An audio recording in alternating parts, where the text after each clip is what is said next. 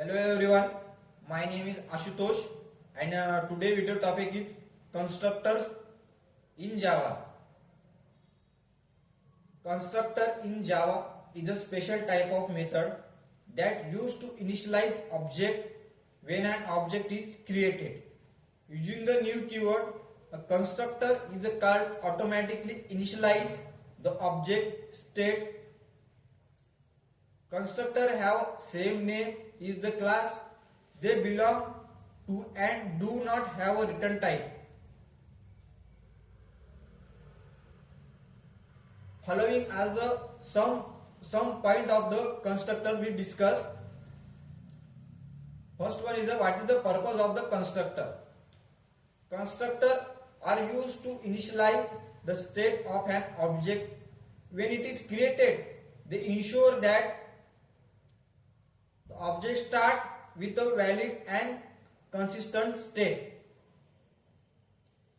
Second one is the syntax of the constructor. What is syntax in constructor? Constructor have the same name as the class. They do not have a return type and not even a void. They can take parameterized constructor or have no parameterized constructor, that is called as the default constructor. We can discuss about the what is default constructor in Java. If you don't provide a constructor for your class Java automatically create a default constructor with no parameters. You can also explicitly define a default constructor with a parameter. Second is what is called a parameterized constructor in Java. Constructor can take a parameter along with to initialize the object property with specific value. This keyword inside the constructor, this keyword refers to current instance of class. It is often used to differentiate instance variable from parameters when they have same name. What is called the constructor overloading in Java?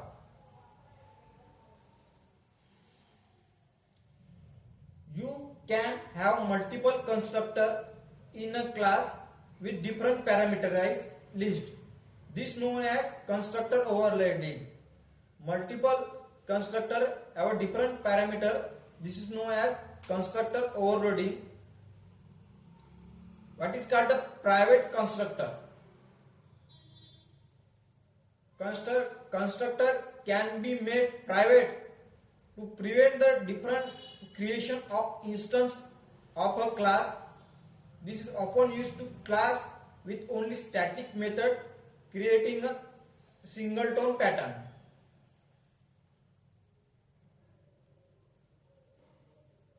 Constructor, chaining